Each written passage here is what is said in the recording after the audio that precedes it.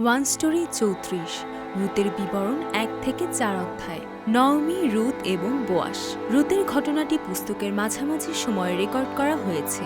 বিচারকর্তৃগণ পুস্তকের শেষ বাক্যটির মতো, সেই সময় ইসরায়েলের কোনো রাজা ছিল না, প্রত্যেকে যা ঠিক মনে করত তাই করত। বিচারকর্তৃগণ ২১ অধ্যায় ২৫ পদ। বিচারকর্তৃগণ পুস্তকের শেষ অংশে লেবীয়দের রেকর্ড প্রকাশ করে, যাদের ঈশ্বরকে রাজা হিসেবে সেবা করা, ঈশ্বরের বাক্য শিক্ষা দেওয়া, বলিদান পরিচালনা করা এবং ইসরায়েলের লোকদের ঈশ্বরের সেবায় নিয়োজিত রাখার দায়িত্ব ছিল, কিন্তু তারা তাদের দায়িত্ব পালনে ব্যর্থ হয়েছিল। আরও লেবীয়দের ভ্রমণ করার অর্থ ছিল যে লেবীয়দের শহরগুলো ইতিমধ্যে বন্টন করা হয়েছিল, তারা গুলিবাট করে বিভিন্ন বংশের মধ্যে ছড়িয়ে পড়েছিল। লেবীয়দের তাদের দায়িত্বে মনোনিবেশ করা উচিত ছিল এবং লোকদের উচিত ছিল তাদের নিজ নিজ বংশে লেবীয়দের জন্য সব কিছুর ব্যবস্থা করা, কিন্তু এটি করা হয়নি। ঈশ্বরের যাজকদের যত্ন না নেওয়ার অর্থ ছিল যে ইসরায়েলীয়রা ঈশ্বরকে রাজা হিসেবে মানেনি এবং ঈশ্বরকে ত্যাগ করেছিল। রুথ সেই সময়ের গল্প। দুর্ভিক্ষ দেখা দিল। বিচারকর্তৃগণের শাসনকালে ইসরায়েলে দুর্ভিক্ষ হয়েছিল। কনান, যে দেশে ঈশ্বর ইসরায়েলীয়দের পাঠিয়েছিলেন, তা দুধ ও মধু প্রবাহিত দেশ হয়ে উঠত শুধুমাত্র যদি তাদের জল থাকত, কিন্তু যদি বৃষ্টি না হতো তবে দুর্ভিক্ষ হতো এবং সেই দেশটি বসবাস করার জন্য সবচেয়ে কঠিনতম দেশ হয়ে উঠত। তবে আমরা আগেই দেখেছি, কনান দেশে দুর্ভিক্ষের কারণ প্রাকৃতিক দুর্যোগ নয়, বা কনানীয়দের সমৃদ্ধির দেবতা বালের রাগান্বিত হওয়ার কারণে নয়। এটি ছিল কারণ ঈশ্বরের লোকেরা ঈশ্বরের বিরুদ্ধে পাপ করেছিল। তাই ইসরায়েলীয়দের উচিত ছিল দুর্ভিক্ষের কারণটি অবিলম্বে জানা এবং লেবীয়দের কেন্দ্র করে ঈশ্বরের সাথে তাদের সম্পর্ক পুনরুদ্ধার করা। কিন্তু তারা বালদেবের কাছে গিয়েছিল এবং এমনকি ঈশ্বরের দেশ ছেড়ে এমন একটি স্থানের সন্ধানে গিয়েছিল যা তাদের কাছে ভালো মনে হয়েছিল। সেই সময় জিহুদার বেথলেহেমে বসবাসকারী ইলিমেলক নামের একজন লোক দুর্ভিক্ষের সময় ইসরায়েলের দেশ ছেড়ে তার স্ত্রী নওমি এবং ২ পুত্রকে নিয়ে মোয়াব দেশে গিয়ে সেখানে বসবাস শুরু করেছিল, কারণ পাহাড়ে ইসরায়েল থেকে নিচে তাকালে মোয়াবের সমতল ভূমিতে কোনো দুর্ভিক্ষ ছিল না। তাদের ঈশ্বরের লোক এবং ঈশ্বরের চুক্তির লোক হিসেবে সেই স্থানে থাকা উচিত ছিল, কিন্তু তারা এমন একটি স্থানে গিয়েছিল যা তাদের চোখে ভালো মনে হয়েছিল। বাইবেল মোয়াব দেশে তারা কী ধরনের জীবনযাপন করেছিল সে সম্পর্কে নীরব থাকে এবং এর পরিবর্তে বলা হয়, ঘটনাক্রমে এখন নওমির স্বামী ইলিমেলক মারা গেলেন এবং ২ পুত্র ১০ বছর ধরে মোয়াবীয় নারীদের বিয়ে করেছিল এবং তারা মারা গিয়েছিল, যা মোয়াবীয় নারীদের বেছে নেওয়ার ফলাফল দেখায়। ফিরে আসা। বাইবেল এখন ইলিমেলক থেকে নওমির দিকে বিষয়বস্তু পরিবর্তন করে এবং বাস্তবে ৩ জন মাত্র বাকি থাকলেন। তারা সকলেই বিধবা। তারা খবর শুনেছিল যে ঈশ্বর তার লোকদের যত্ন নিয়েছেন এবং দুর্ভিক্ষের বিষয়টি সমাধান হয়েছে। তখন নওমি উঠে কনান দেশে ফিরে যাওয়ার চেষ্টা করেছিল। নওমির সিদ্ধান্ত সহজ ছিল না, কারণ প্রতিটি পাপী তার গর্ভ ধরে রাখার চেষ্টা করে শেষ পর্যন্ত। সেই কারণে গিদিওনের উপপত্নীর পুত্র অবিমেলেক একজন নারী দ্বারা নিক্ষিপ্ত একটি জাতার পাথরের দ্বারা আঘাত পেয়েছিল এবং তার মাথার খুলি চূর্ণ হয়ে তিনি মারা যাচ্ছিল, কিন্তু তার গর্বের কারণে সে তার অস্ত্র ধারণকারী যুবককে তাকে হত্যা করতে বলেছিল, কারণ সে ভয় পেয়েছিল যে অন্যরা বলবে একজন নারী তাকে হত্যা করেছে। নওমিও যখন কনান ছেড়েছিল তখন তার সম্পদ এবং সাফল্যের স্বপ্ন থাকতে পারে এবং সে বলেছিল যে যখন সে ফিরে আসবে তখন সে গৌরবের সাথে বাড়ি ফিরবে, কিন্তু এখন শুধু সে ধ্বংস হয়নি, বরং সে সবচেয়ে দুর্দশাগ্রস্ত অবস্থায় ছিল। কিন্তু এটি অনুগ্রহ এবং আশীর্বাদ যে সে মোয়াব দেশে চুপচাপ মারা যাওয়ার পরিবর্তে সে ফিরে যাওয়ার চেষ্টা করেছিল। ঈশ্বরের আশীর্বাদ অধিকারের বিষয় নয়, বরং দিক নির্দেশনার বিষয়। এমন লোক আছে যারা জাগতিক জিনিস আছে তবুও ঈশ্বরের দিকে যায় এবং ঈশ্বরের সাথে হাঁটে, এবং এমন লোক আছে যাদের কোনো জাগতিক জিনিস নেই এবং তবুও তারা ঈশ্বরের থেকে মুখ ফিরিয়ে জাগতিক জিনিসের পিছনে ছোটে তাদের জীবনের শেষ পর্যন্ত।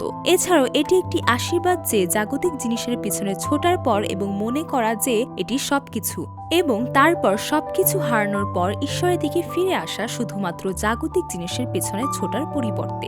এটা একটা আশীর্বাদ যে দ্বিতীয় ছেলে যে তার বাবাকে ছেড়ে ঘর ছেড়ে চলে গিয়েছিল, নওমির মতো দুর্দশার বাস্তবতার মুখোমুখি না হয়ে তার বাবার কাছে ফিরে এসেছিল। লুক ১৫ অধ্যায় ১৭ থেকে ২০ পদ। মায়ের ঈশ্বরই আমার ঈশ্বর হবে। নওমি মোয়াব ছেড়ে কনানে যাওয়ার সময় তার ২ পুত্রবধূকে, যারা বিধবা ছিল, বলেছিল, তোমরা প্রত্যেকে নিজ নিজ মায়ের বাড়িতে ফিরে যাও। প্রভু তোমাদের প্রতি দয়া দেখান, যেমন তোমরা তোমাদের মৃত স্বামী এবং আমার প্রতি দয়া দেখিয়েছ। প্রভু তোমাদের প্রত্যেককে অন্য একটি স্বামীর ঘরে শান্তি পেতে দিন। রুথ 1:8-9 পদ। তখন প্রথমে 2 পুত্রবধূই উচ্চস্বরে বলেছিল, আমরা তোমার লোকদের কাছে তোমার সাথে ফিরে যাব। রুথ 1:10 পদ। তবে শেষ পর্যন্ত মূর্খ জাদুকর বিলামের মতো অর্পা যে মোয়াবে থাকতে চেয়েছিল তার নিজ শহরে মোয়াবে ফিরে গিয়েছিল এবং রুথ যার ঈশ্বরের পরিকল্পনা এবং অনুগ্রহ ছিল নওমীকে অনুসরণ করেছিল। রুথ 1:15 পদ। রুথ নওমীকে শপথ করেছিল, তুমি আমাকে তোমার থেকে যেতে বা ফিরে যেতে বারণ করো না। তুমি যেখানে যাবে আমি সেখানে যাব এবং তুমি যেখানে থাকবে আমি সেখানে থাকব। তোমার লোকেরাই আমার লোক হবে এবং তোমার ঈশ্বরই আমার ঈশ্বর হবে। তুমি যেখানে মারা যাবে আমি সেখানেই মারা যাব এবং সেখানেই সমাহিত হব। প্রভু আমার সাথে এমন করুন, এমনকি যদি মৃত্যু তোমার এবং আমার মধ্যে আলাদা না করে। রুথ 1:16-17 পদ। আমরা দেখতে পাই যে রুথ নওমীর বিশ্বাস করা ঈশ্বর সম্পর্কে সচেতনতা এবং বিশ্বাস রাখত। আমি মারা, নওমী নই। যখন নওমী তার পুত্রবধূ রুথের সাথে ফিরে এলো যে বিধবা ছিল, তখন নওমীকে চিনতে পেরে শহরের লোকেরা প্রফুল্লিত হয়ে উঠেছিল। এটি একটি ভালো দৃশ্য ছিল। এই সময় নওমী বলেছিল, আমাকে নওমী বলো না, আমাকে মারা বলো, কারণ সর্বশক্তিমান আমার জীবন খুব তিক্ত করে দিয়েছেন। আমি পরিপূর্ণ হয়ে গিয়েছিলাম, কিন্তু প্রভু আমাকে খালি হাতে ফিরিয়ে এনেছেন। আমাকে নওমী কেন ডাকো? প্রভু আমাকে কষ্ট দিয়েছেন। সর্বশক্তিমান আমার উপর দুর্ভাগ্য এনেছেন। রুথ 1:20-21 পদ। লোকেরা ভান করেনি, তারা স্বীকার করেছিল এবং মেনে নিয়েছিল যে ঈশ্বর তাদের কষ্ট দিয়েছেন, তাদের খালি হাতে ফিরিয়ে এনেছেন এবং ঈশ্বর তাদের শাস্তি দিয়েছেন। ঈশ্বরকে দোষ দিয়ে এবং ঈশ্বরের প্রতি অভিযোগের তীর ছুঁড়ে দেওয়ার পরিবর্তে এটি স্বীকার করা যে তিনি জীবনের দায়িত্বে আছেন, জীবনের পর্যবেক্ষক, এবং তাদের সিদ্ধান্ত যে ঈশ্বরের দেশ ছেড়ে এমন একটি দেশে গিয়েছিল যা তাদের কাছে ভালো মনে হয়েছিল, তা সবই একটি ভুল পছন্দ ছিল। এটি পিতরের মতো স্বীকারোক্তি যখন প্রভুর ফিরে আসার পর সে তার ভুলগুলি দেখতে পেয়েছিল এবং প্রভুর সাথে দেখা করার পর বলেছিল, প্রভু আমার থেকে দূরে যান, আমি একজন পাপী মানুষ। লুক 5:8 পদ। পরে নওমী রুথকে বোয়াসের অনুগ্রহের কথা বলেন এবং নিজেকে একজন মৃত হিসেবে উল্লেখ করেন। রুথ 2:20 পদ। সে বোয়াসের জমিতে এলো যিনি ইলিমেলেকের আত্মীয়। এখন নওমী এবং রুথের কনান বেথলেহেমে জীবন শুরু হয়। রুথ তার বৃদ্ধ শাশুড়ির যত্ন নেওয়ার জন্য শস্য কুড়াতে মাঠে যায় এবং এটি ছিল ফসলের সময়। বাইবেল বলে যে রুথ যে ক্ষেত্রে গিয়েছিল তা ঘটনাক্রমে বোয়াসের ছিল, ইলিমেলেকের আত্মীয়, এবং বোয়াস ঘটনাক্রমে ক্ষেত্রে এসে রুথকে দেখেছিল। সবকিছুই মনে হচ্ছিল ঘটনাক্রমে ঘটে যাওয়া ঘটনা, কিন্তু ঈশ্বর ইলিমেলেক এবং নওমীর পরিবারের মোয়াবে থাকাকালীন সময়ে তাদের কর্ম এবং নওমী ও রুথের আবার ফিরে আসাকে ঈশ্বরের রাজ্যের জন্য পরিত্রাণের যাত্রা পুস্তকের বৃহত্তর চিত্রে রেখেছিলেন। তারা তাদের ইচ্ছা অনুযায়ী জীবনযাপন করেছিল, কিন্তু ঈশ্বর তাদের মাধ্যমে তার কাজ করেছেন। বোয়াস যে ক্ষেত্রে রুথ কাজ করেছিল সেখানে এসে তার সুনাম শুনেছিল, তাকে মহান অনুগ্রহ দেখিয়েছিল। প্রথমত, বোয়াস রুথকে যে শুধুমাত্র একটি বিদেশী নারী নয় বরং একটি বিধবা ছিল, আমার মেয়ে বলে ডাকে। দ্বিতীয়ত, বোয়াস রুথকে বলেছিল, অন্য ক্ষেত্রে শস্য কুড়াতে যেও না এবং এখান থেকে দূরে যেও না, আমার জন্য কাজ করা নারীদের সাথে এখানে থাকো। তৃতীয়ত, তিনি আরো বলেছিলেন, আমি পুরুষদের বলেছি তোমাকে স্পর্শ না করতে। চতুর্থত, তিনি বলেছিলেন, যখনই তুমি তৃষ্ণার্ত হবে যাও এবং পুরুষদের ভরে রাখা জলপাত্র থেকে জল পান করো। এরপরে তিনি রুথকে একসাথে খেতে আমন্ত্রণ জানিয়েছিলেন এবং তার জন্য বিবেচনা করতে ভুলে যাননি, যাতে সে আরো প্রচুর শস্য কুড়াতে পারে। ঈশ্বর নওমীর জন্য বোয়াসকে প্রস্তুত করেছিলেন, যে অনুতপ্ত হয়ে ফিরে এসেছিল। মনে হচ্ছিল যেন নওমী নিজের সিদ্ধান্তে নিজে ফিরে এসেছিল, কিন্তু ঈশ্বর ইতিমধ্যেই জানতেন যে নওমী রুথের সাথে কখন ফিরে আসবে এবং ঈশ্বর যারা ফিরে এসেছিল তাদের জন্য তার অনুগ্রহ প্রস্তুত করেছিলেন। আমাদের মনে রাখা দরকার, ঈশ্বরের আশীর্বাদ অধিকারের বিষয় নয় বরং একটি দিক নির্দেশনার বিষয়। আজ আমি যে লোকের সাথে কাজ করেছি তার নাম বোয়াস। নওমী রুথের আনা শস্য দেখে আনন্দিত হয়েছিল, এটি প্রত্যাশার চেয়ে বেশি ছিল, এবং তিনি তার পুত্রবধূকে বলেছিলেন, তুমি আজ কোথায় শস্য কুড়িয়েছ? তুমি কোথায় কাজ করেছ?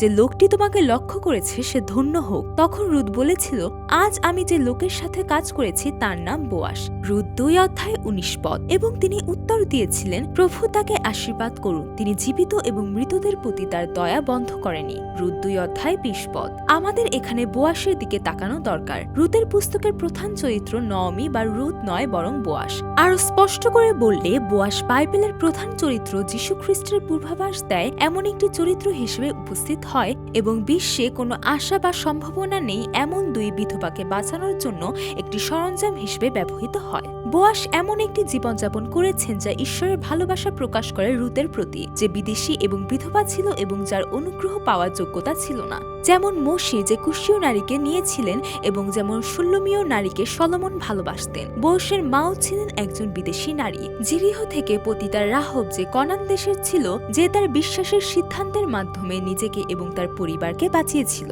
তোমার জন্য একটি বাড়ি খুঁজে দাও যেখানে তোমাকে সরবরাহ করা হবে। তার শাশুড়ি নওমীর নির্দেশ অনুযায়ী রুথ সেই অভিভাবক মুক্তিদাতা বোয়াসের ক্ষেত্রে কাজ করে যতক্ষণ না ফসল কাটা শেষ হয়। আর নওমী রুথকে বলে, আমার মেয়ে, আমাকে তোমার জন্য একটা ঘর খুঁজে বের করতে হবে যেখানে তোমার ভালোভাবে থাকা খাওয়ার ব্যবস্থা হবে। রুথ 3:1 এখন নওমী রুথের জন্য একটি জীবনসঙ্গী খুঁজে বের করাকে বিশ্রাম হিসেবে উল্লেখ করেছে। এইভাবে আমরা যীশু খ্রিস্টকেও দেখি, যিনি বর আর সত্যিকারের বিশ্রাম। রুথ নওমীর কথা মেনে চলে। যখন বোয়াস ফসলের উৎসবের পর পানীয় পান করে শুয়ে পড়েছিল, তখন রুথ তার পা অনাবৃত করে তার পায়ের কাছে শুয়ে পড়েছিল এবং বোয়াসকে বলেছিল, তোমার কাপড়ের কোণ আমার উপর ছড়িয়ে দাও, যেহেতু তুমি আমাদের পরিবারের অভিভাবক মুক্তিদাতা। রুথ 3:9, যার অর্থ ছিল, আমি তোমার স্ত্রী হতে চাই। এটি কি তোমার যা ভালো মনে হয় বা আইন অনুযায়ী হবে? বোয়াস এমন একটি বিশ্বে ঈশ্বরের আইন অনুযায়ী জীবনযাপন করেছিলেন যেখানে সবাই তাদের যা ভালো মনে করত তাই করত। তিনি ঈশ্বরের বাক্য অনুযায়ী কাজ করছেন। অনাথ ও বিধবাদের যত্ন নাও, যা বিচারকর্তৃগণের দিনে অদৃশ্য হয়ে গিয়েছিল, যা স্বর্গ ও পৃথিবীতে আইনহীন ছিল, কিন্তু এটি বিচারকর্তৃগণের মাঝামাঝি সময়। আমরা ইতিমধ্যেই লেবীয়দের উপপত্নীর ক্ষেত্রে দেখেছি, এটি এমন একটি বিশ্ব যেখানে প্রত্যেকে তাদের যা ভালো মনে করত তাই করত। কিন্তু যখন একজন যুবতী নারী মধ্যরাতে তার কম্বলে প্রবেশ করেছিল, বোয়াস তার যা ভালো মনে হয়েছিল অনুযায়ী চলেনি, বরং ঈশ্বরের আইন অনুযায়ী এগিয়েছিল। প্রথমত বোয়াস রুথকে বলেছিল, যদিও এটি সত্যি যে আমি আমাদের পরিবারের অভিভাবক মুক্তিদাতা, তবে আরেকজন আছে যে আমার চেয়ে বেশি নিকট আত্মীয়। রাতের জন্য এখানে থাকো এবং সকালে যদি সে তোমার অভিভাবক মুক্তিদাতা হিসেবে তার দায়িত্ব পালন করতে চায়, ভালো, তাকে তোমাকে মুক্ত করতে দাও। কিন্তু যদি সে ইচ্ছুক না হয়, যেমন নিশ্চিতভাবে প্রভু বেঁচে আছেন, আমি তা করব। সকাল পর্যন্ত এখানে শুয়ে থাকো। এবং নওমী যেমন বলেছিল, বোয়াস তা সম্পূর্ণ না করা পর্যন্ত বিশ্রাম নেয়নি। বোয়াস অভিভাবক মুক্তিদাতার অধিকার পেতে চেষ্টা করেছিল এবং ঈশ্বরের আইন অনুযায়ী অভিভাবক মুক্তিদাতার অধিকার পেয়েছিল। আমি এটি মুক্ত করতে পারবো না, কারণ এটি আমার নিজের সম্পত্তিকে বিপদে ফেলতে পারে। নওমীর চেয়ে বোয়াসের সাথে আরো নিকট সম্পর্কিত একজন অভিভাবক মুক্তিদাতা ছিল। যদিও রুথ একজন যুবতী নারী ছিল, যখন একটি অ-ইহুদি বিধবার দায়িত্ব নেওয়ার কথা আসে, সেই ব্যক্তি বলেছিল, তাহলে আমি এটি মুক্ত করতে পারবো না, কারণ এটি আমার নিজের সম্পত্তিকে বিপদে ফেলতে পারে। ঘটনাটি এটাই, শয়তান এবং বিশ্ব প্রলোভিত করে, কিন্তু তারা কখনোই এর দায়িত্ব নেয় না। বাইবেল ইস্করিওতীয় জিহুদা সম্পর্কে বলে, যে যিশুকে বিক্রি করেছিল। যখন জিহুদা, যে তাকে বিশ্বাসঘাতকতা করেছিল, দেখল যে যিশুকে দোষী সাব্যস্ত করা হয়েছে, সে অনুতপ্ত হয়ে প্রধান যাজক ও প্রাচীনদের কাছে 30টি রৌপ্য মুদ্রা ফিরিয়ে দিল। আমি পাপ করেছি, সে বলেছিল, কারণ আমি নির্দোষের রক্ত বিক্রি করেছি। তারা উত্তর দিয়েছিল, তাতে আমাদের কি? এটি তোমার দায়িত্ব। মধ্যে 27:3-4 যেমন যে ব্যক্তির আইনগতভাবে দায়িত্ব নেওয়ার কথা ছিল, সে বলেছিল, আমার সম্পত্তির জন্য, আমার ক্ষতির জন্য এবং আমার জন্য, অর্থাৎ সে নিজের বিষয়ে বেশি চিন্তিত ছিল। এটি হলো জগৎ। তবে বোয়াস, যে যীশু খ্রিস্টের পূর্বাভাস দেয়, আইন অনুযায়ী কাজ করে, তার মতামত অনুযায়ী নয়। যদিও সে প্রথম দায়িত্বপ্রাপ্ত নয় এবং যদিও সে জানে এতে তার ক্ষতি হবে, যেমন অন্য ব্যক্তি বলেছিল, তবে যারা এই জগৎ সম্পর্কে চিন্তা করে এবং এই জগতের অন্তর্গত, তারা আর তাদের নিজস্বতা থেকে বের হতে পারে না। ওবেদ যিশয়ের পিতা এবং যিশয় দাউদের পিতা।